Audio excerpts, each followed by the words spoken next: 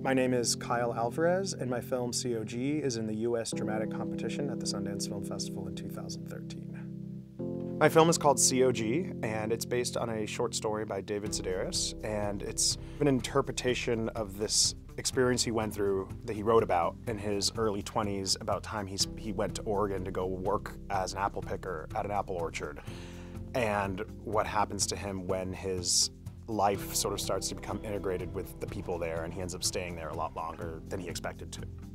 I'm always interested in sexuality and how that affects characters and people, not in the way that we sort of normally see on the surface in society, dealing with homosexuality specifically, and my first film did to a looser extent. It's about that, but so much more under the surface. It's more sort of like, what kind of emotional conditions do you fall under when that's a part of your identity, or it's a part of your identity that you don't want it to be or haven't come to terms with yet.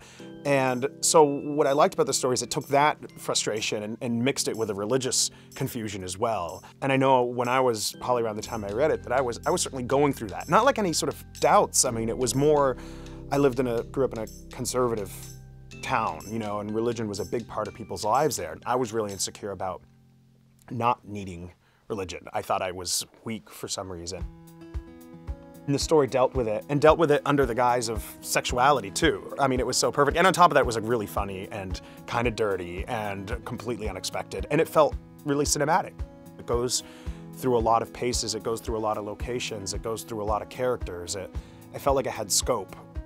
For me, you know, you want the best audience, the most receptive, large audience for your film.